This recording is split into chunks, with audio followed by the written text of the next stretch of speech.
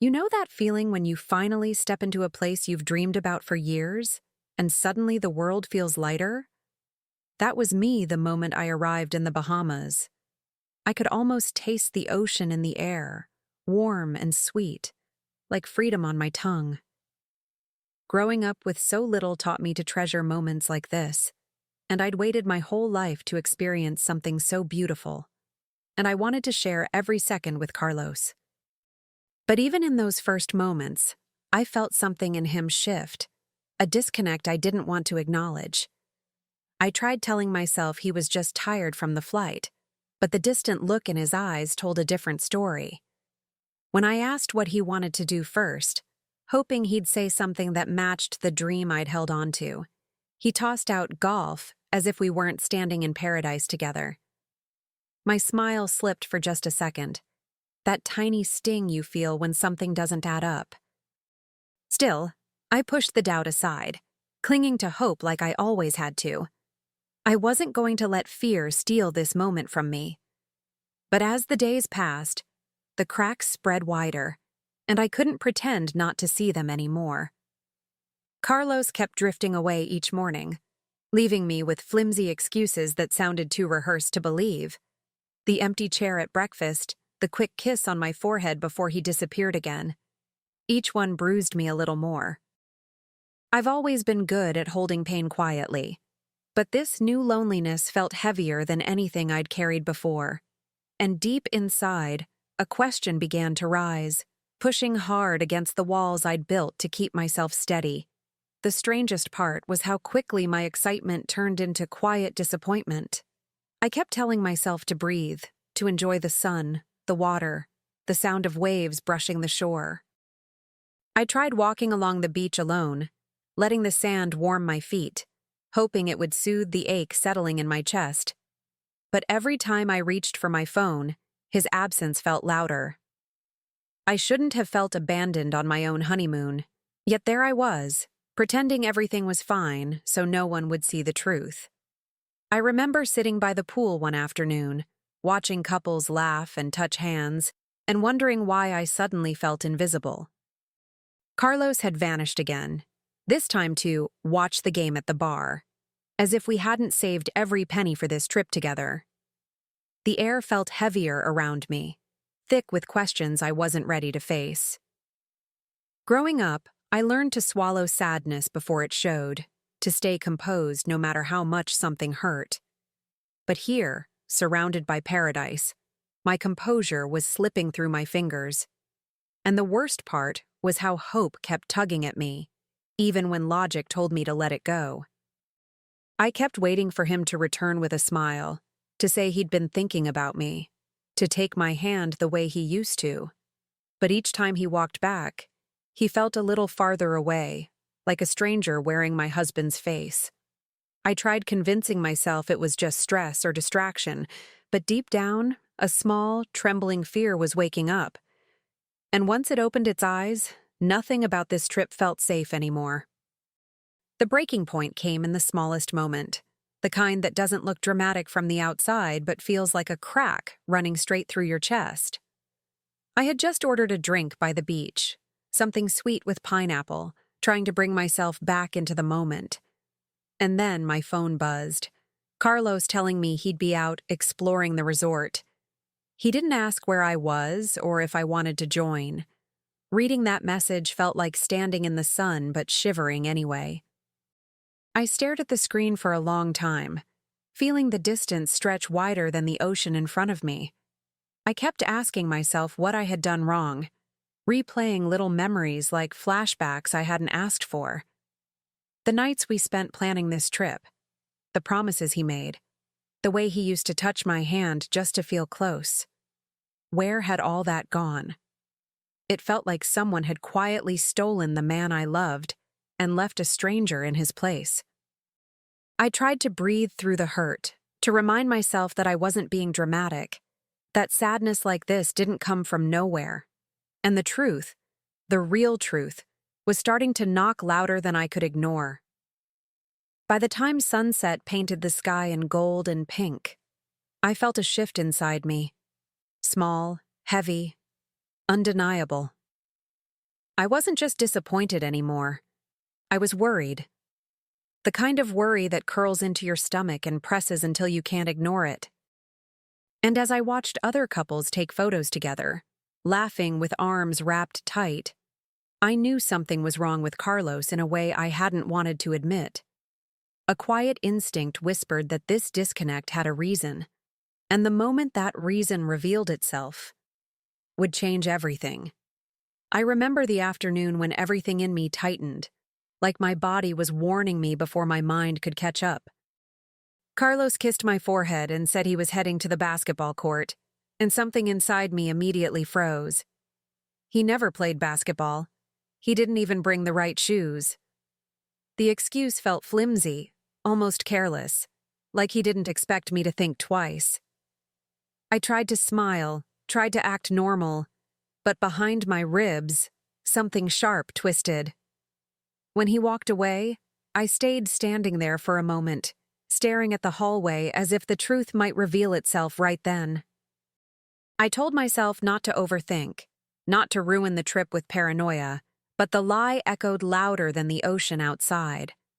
So I went back to our room, hoping the quiet would calm me down. But sitting on that bed, feeling the softness beneath me and the cold ache inside my chest, I realized I couldn't keep pretending everything was fine.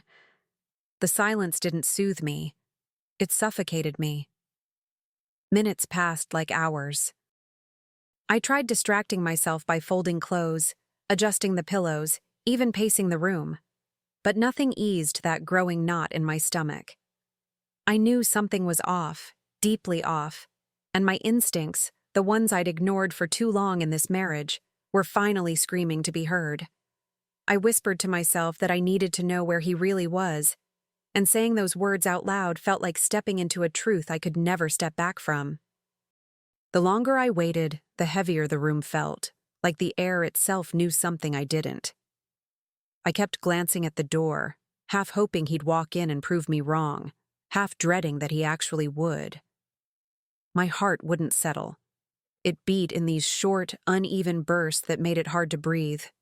I tried reminding myself of the moments we'd shared, the dreams we'd built, the sacrifices we both made. But none of those memories could drown the uneasy truth rising inside me. Something was happening behind my back, something he didn't want me to see. I stood up and walked to the balcony, letting the wind hit my face. Even the beautiful view felt tainted now, like someone had pulled a gray veil over the colors. Below me, families laughed, couples held hands, and everything looked exactly how my honeymoon was supposed to feel. But instead of joy, I felt a hollow ache spreading through my chest. I rested my palms on the railing, trying to steady myself, but the tremble wouldn't stop. I couldn't shake the feeling that I was standing on the edge of a truth I wasn't ready for. Eventually, sitting still became impossible. Every second felt like a warning I was ignoring. I grabbed my sandals, tightened the strap on my wristwatch, and looked at myself in the mirror. My reflection didn't look like a woman on her dream honeymoon. She looked scared, determined. Heartbroken before the heartbreak even had proof, and with a deep breath that tasted like fear and clarity all at once, I decided I had waited long enough. I had to find him, even if it meant finding a truth that could shatter everything. I stepped into the hallway with my heart pounding so loudly it felt like footsteps echoing inside my chest. The sunlight from the windows hit my skin, but it didn't warm me. It only sharpened the tension crawling up my spine. I walked slowly at first, scanning every turn, looking for the basketball court I already knew he wasn't at. The resort suddenly felt too big, too bright, too full of places where lies could hide. And with every step, the fear inside me grew heavier, almost physical. But I kept going, because not knowing hurt more than anything I might find. As I moved deeper into the resort, I tried to steady my breathing, but my mind kept racing ahead, imagining possibilities I didn't want to face. I remembered all the little moments I'd brushed off, the late-night showers, the secretive texts, the sudden hobbies. It was like every ignored doubt was returning now, linking itself into a chain that pulled me forward. My hands felt cold, my throat tight, and yet I couldn't stop. The truth was pulling me toward it, whether I felt ready or not, and honestly, I didn't feel ready at all. Still, my feet kept moving, guided by instinct more than logic. I felt like I was walking into a moment that had been waiting for me, quietly building itself piece by piece.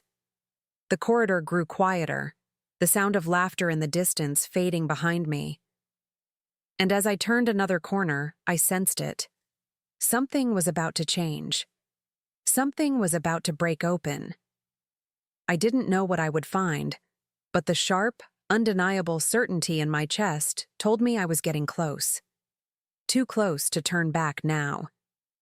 I turned the corner, and for a second, I thought my heart simply stopped.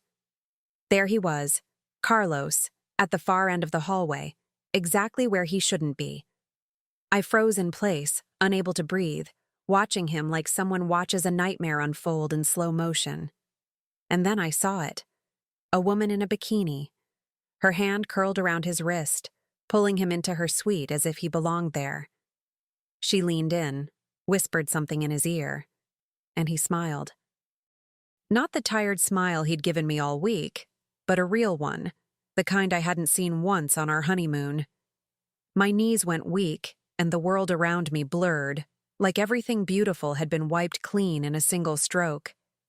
I felt something break inside, quiet but devastating, like a glass heart shattering without a sound. My mind tried to deny what my eyes were seeing, but the truth was too sharp, too vivid, too cruel to dismiss. I felt my breath catch in my throat, and before I even realized it, I was already moving toward them. The corridor lights flickered against the tears filling my eyes, turning everything into a distorted, trembling picture. And suddenly, pain turned into something louder. Disbelief, betrayal, rage. I screamed his name before I could stop myself, raw, desperate, wounded. My voice bounced off the walls, startling even me. Carlos jerked around, panic washing over his face, but I was already running. My pulse roared in my ears, drowning out every thought except the one tearing through me. How could he do this? The door slammed before I could reach it, and I hit it with both fists, crying so hard I could barely see.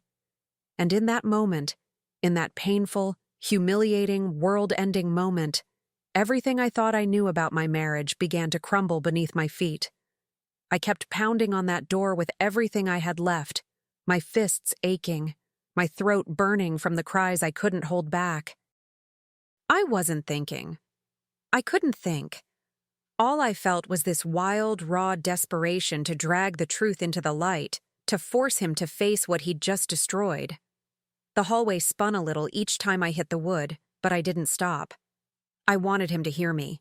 I wanted the entire world to hear me. I had never felt so powerless and yet so fiercely alive in my anger. When the door finally opened, Carlos stepped out with his hair messy and guilt smeared across his face like a stain he couldn't hide. He kept saying my name, reaching for my arms, trying to calm me down as if I were the one who had committed the betrayal. I backed away from him, shaking so hard I could barely stay upright. My tears wouldn't stop.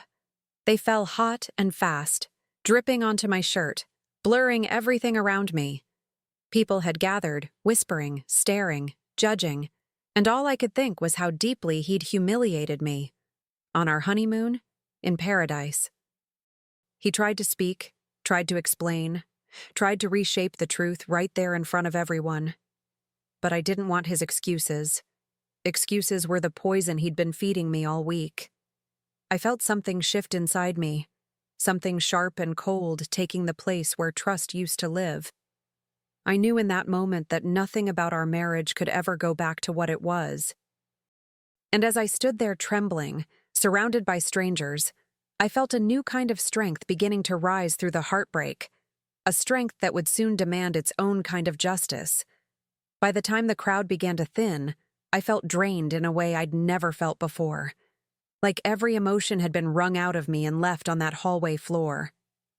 Carlos kept trying to talk, his voice desperate, shaky, reaching for excuses like they could somehow soften what I'd witnessed. But I wasn't listening anymore. I couldn't.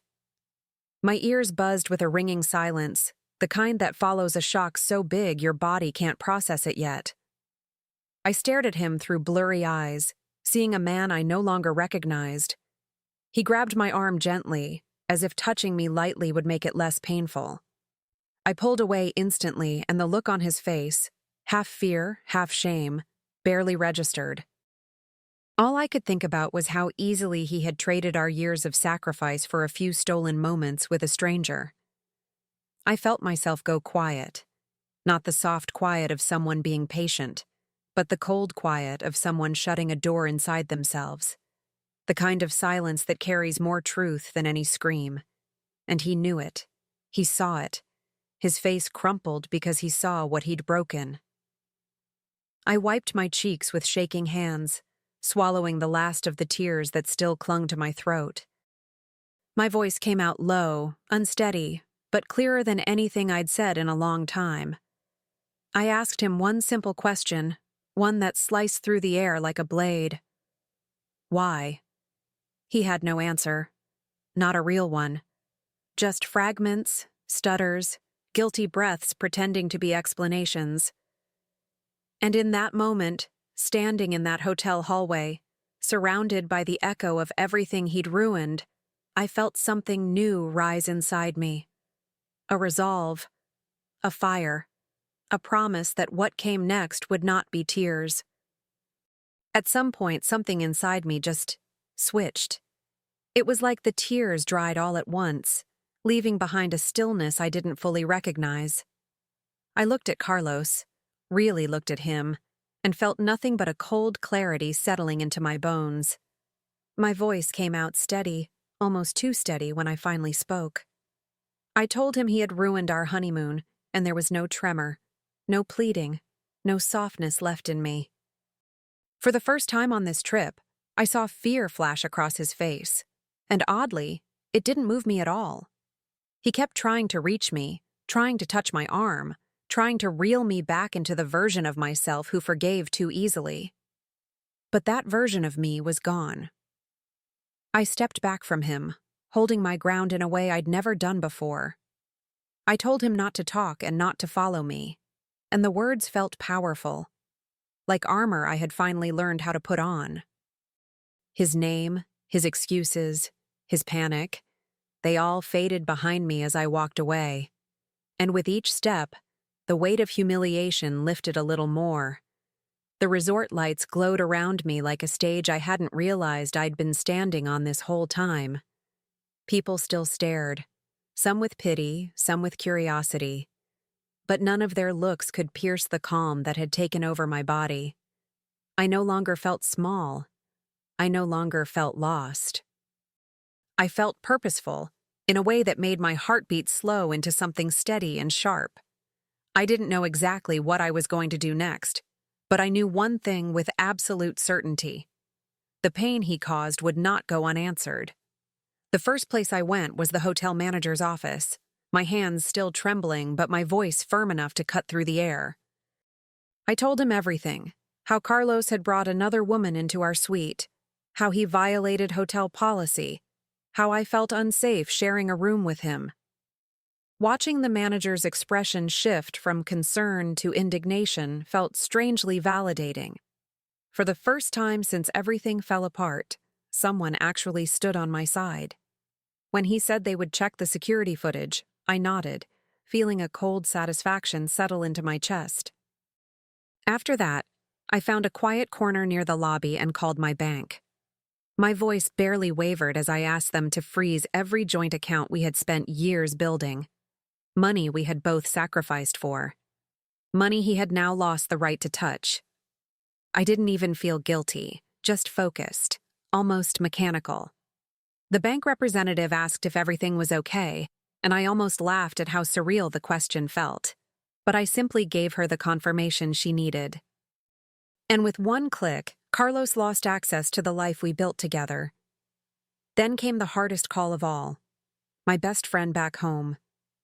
The moment she answered, my voice broke for the first time since leaving the hallway. I told her what happened, every detail, every betrayal, and she didn't hesitate. She said she would start preparing everything for my legal exit from the marriage before I even returned from the trip. Hearing her voice, steady and protective, reminded me that I wasn't alone. And as I wiped the last traces of tears from my cheeks, I felt something powerful rise inside me, like I was reclaiming pieces of myself one step at a time. Booking my own suite felt like crossing an invisible line. I walked to the front desk with my shoulders pulled back, refusing to shrink ever again. When I explained the situation, the receptionist's eyes widened with sympathy and quiet outrage. Without hesitation, she upgraded me to one of their luxury suites, no extra charge. For a moment, I stood there in awe, realizing how different it felt to be treated with care instead of excuses. Stepping into that new room felt like stepping into a version of myself I'd forgotten existed. Later that night, just when I started to breathe again, there was a knock at my door. I didn't need to look through the peephole to know it was Carlos. His voice on the other side sounded desperate, shaky, pleading with me to let him talk. I stood there in silence, staring at the door, feeling the weight of his words trying to pull me back into old patterns. But then I remembered the hallway, the door slamming in my face, the woman's hand on his wrist, and the silence inside me hardened again. I opened the door just enough to look him in the eye, and the panic I saw there didn't touch me anymore. He begged. He stuttered. He reached for explanations that didn't exist. And I simply told him the only thing that mattered. The next time he wanted to talk, it would be to a lawyer. His face fell, but I didn't flinch. I told him he preferred someone warmer, and gave him the door he deserved. When it shut between us, I felt a quiet surge of strength rising in my chest, cold, steady, and more powerful than rage. The next morning, I woke up to a calm I hadn't felt in days, a quiet, steady strength that settled over me like a second skin. I wrapped myself in the soft white robe from my new suite and walked to the lobby with my head held high. When the hotel manager greeted me, his expression was respectful, almost protective. He told me they had reviewed the footage and taken action. Hearing him say Carlos had been removed from the resort felt surreal, like justice unfolding in real time. For once, consequences landed where they were supposed to. As I listened, I felt no guilt, no hesitation, just a deep sense of alignment, like the universe was finally tilting back into place. The manager asked if there was anything else I needed, and I simply thanked him. Even my voice sounded different now, steadier, clearer, as if the chaos inside me had finally lost its grip. And when I stepped outside into the warm Bahamian air, I saw Carlos standing by the entrance with his bags in his hands. His shoulders slumped, his eyes swollen and frantic, searching for the version of me who no longer existed. He tried one last time to reach me, calling my name with that desperate tone that once might have broken me. But I just stood there, watching him the way someone watches a storm they've finally learned to survive. He begged me not to leave him, begged me to remember our dreams, begged me to fix what he had shattered. And for the first time, I answered him without a single tear. I told him he had left me the moment he stepped into that room, and the look on his face, the collapse, the disbelief, was the truest mirror of the man he had become. When Carlos was finally escorted out of the resort, a strange silence followed, one that didn't feel empty but liberating. I watched him walk away with his bags dragging behind him, his pride scattered somewhere between the lobby tiles and the choices he'd made. For a moment, I expected to feel sadness, or guilt, or something heavy. But instead, I felt lighter than I had in years, as if a weight I didn't even know I was carrying had been lifted. I turned away before he looked back, choosing myself for the first time in a long time. I went back to my suite and let myself breathe, really breathe. I opened the balcony doors and let the ocean breeze wash over me, warm and salty and strangely healing. The sea glittered under the sun, waves folding into each other with a rhythm that felt like reassurance. I stood there for a long time, letting the wind tangle my hair, letting the moment sink deeper into my bones. I wasn't just alone, I was free. And the world felt different in a way I hadn't expected. Softer, brighter, mine. Then I decided to spend the rest of the trip doing everything I had dreamed of, everything he never wanted to do with me. I booked a dolphin swim for the afternoon, something I'd always wanted, but he'd called too childish. I reserved a seat on a sunset cruise, imagining the sky melting into colors I'd never forget. I planned a spa day, a beach dinner, and hours of quiet that belonged only to me. With every step, every plan, every small indulgence, I felt myself returning, piece by piece, breath by breath, choosing joy over the ruins he left behind. On my last night in the Bahamas, I sat by the water with my feet buried in the sand, feeling the tide pull gently at my ankles like the world was reminding me that I was still here. I watched the moon stretch its reflection across the ocean, bright and unwavering, and something about that quiet glow made me realize how far I'd come in just a few days. I didn't feel broken anymore. I didn't feel abandoned. I felt rebuilt, like the version of me who had been shrinking for years finally had room to breathe again. And this time, I wasn't letting anyone dim her. When I returned home, the first thing I saw waiting on my doorstep was the envelope with the divorce papers my best friend had prepared. I picked it up slowly, holding it like a symbol of everything I'd survived. There was no fear in me anymore, only certainty. I walked into my apartment, opened all the windows, and let the fresh air rush in, sweeping out the remnants of a life that no longer belonged to me.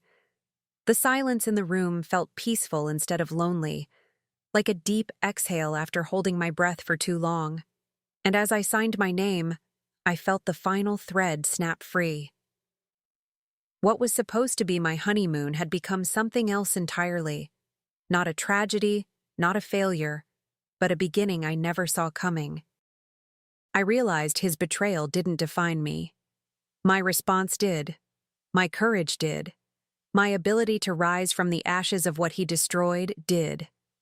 And as I closed the folder containing the papers, I smiled to myself.